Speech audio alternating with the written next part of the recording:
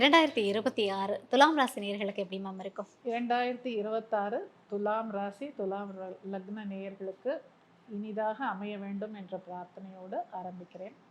First number numbers 1 கண்டிப்பா. And 3. 1 அப்படிங்கிறது சூரியனுடைய நம்பர்.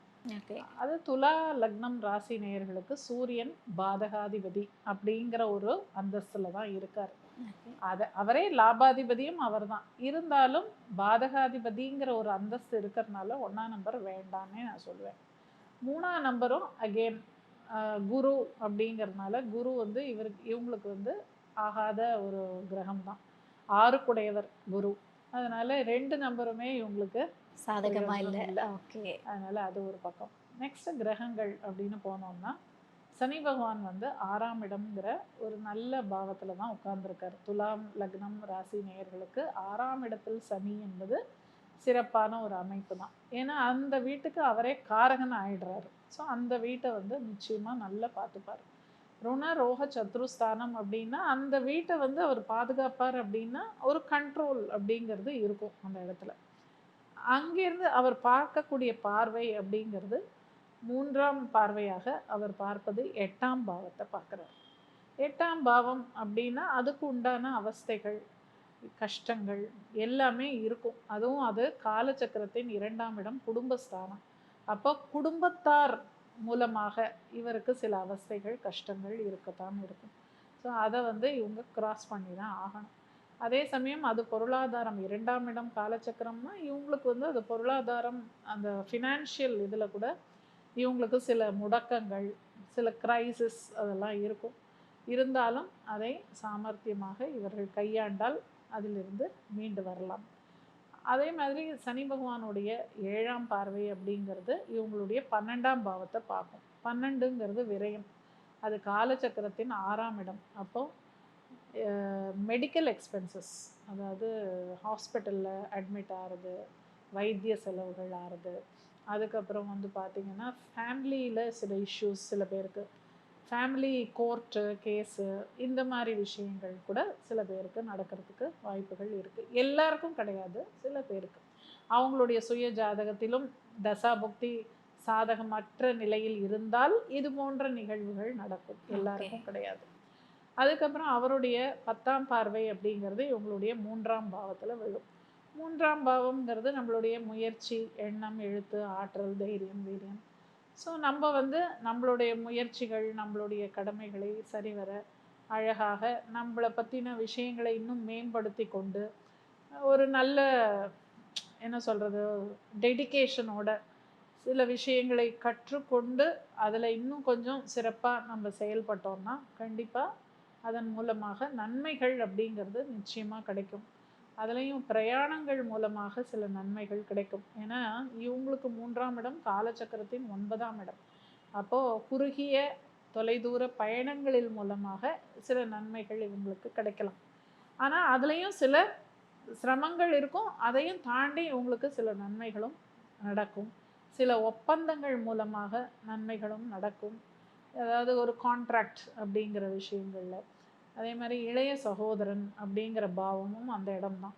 அப்போது அது காலச்சக்கரத்தின் தகப்பனார் ஸ்தானம் அப்படிங்கிறதுனால இளைய சகோதரங்களுக்கு நம்ம ஏதாவது ஒரு தகப்பனார் பொறுப்பில் இருந்து அவங்களுக்கு சில நன்மைகளை செய்ய முற்பட்டு அவங்களுக்கு ஏதாவது உதவியாக நம்ம செஞ்சோம் அப்படின்னா நிச்சயமாக சனி பகவான் நல்ல விஷயங்களை நமக்கு கொடுப்பார் அப்படின்னு எடுத்துக்கலாம்.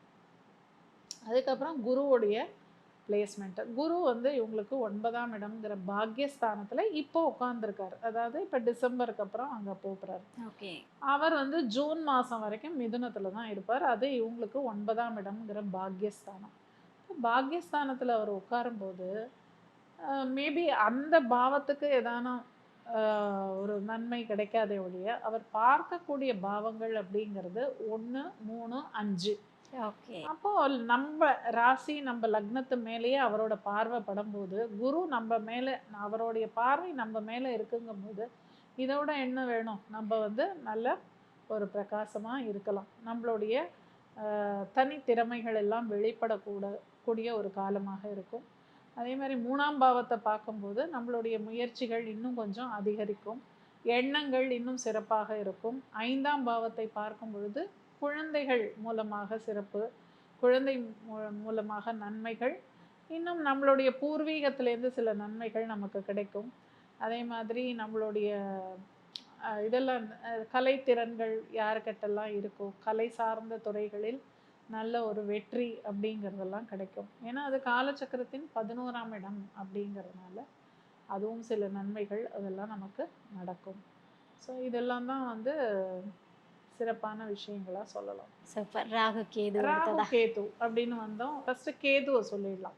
கேது வந்து நம்மளுடைய 11ஆம் இடத்துல உட்கார போறார். துலாத்துக்கு வந்து 11ஆம் இடத்துல கேது. அப்போ 11ஆம் இடம் அப்படிங்கிறது நம்மளுடைய அபிலாஷைகள் பூர்த்தி ஆகக்கூடிய பாவம்.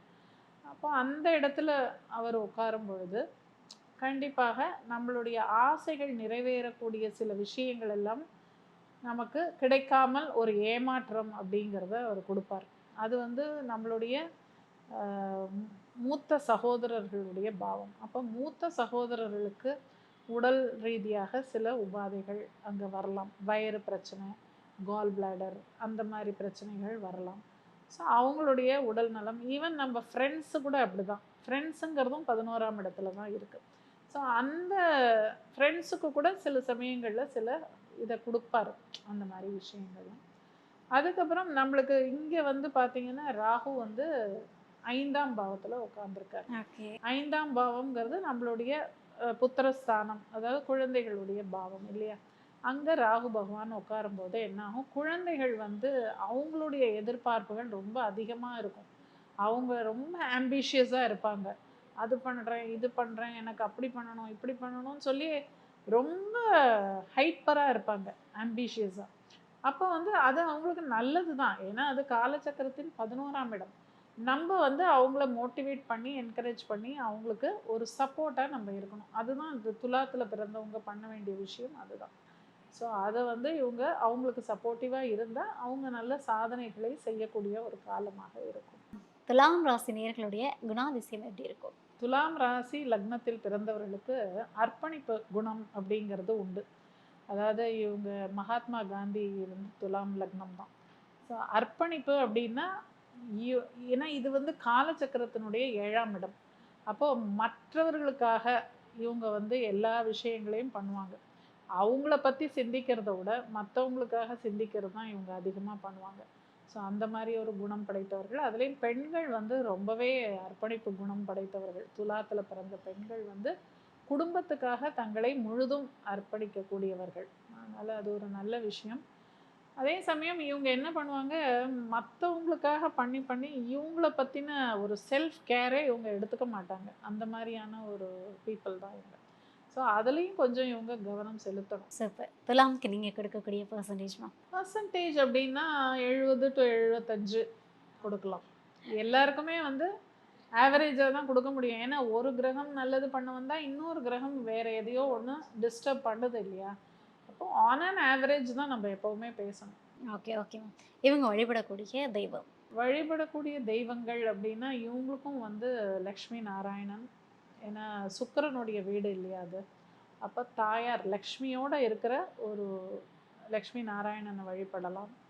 அதே மாதிரி திருப்பதி பாலாஜி இல்லைன்னா வாராகி வழிபாடு சிறப்பாக இருக்கும் இவங்களுக்கு. ஏன்னா இவங்களுடைய 5ஆம் இடம் அப்படிங்கிறது வந்து அங்கே சனி பகவானுடைய வீடு. அங்கே ராகுவுடைய சதய நட்சத்திரம் இருக்கிறதுனால வாராகி வழிபாடு பண்ணலாம். அதே மாதிரி Perumal, any form of Perumal வழிபட்டால் இவங்களுக்கு நல்லது. சூப்பர். வாராகி பெருமாள்னு இருக்கக்கூடிய கடவுள்களை வந்து இறுக்கமாக பற்றிட்டா போதும், எல்லா விஷயங்களும் நல்லதாக நடக்கும்னு துலாம் ராசி நேயர்களுக்கு நிறைய பலன்கள் கொடுத்துருக்கீங்க. Thank you so much ma'am. நன்றி, நன்றி.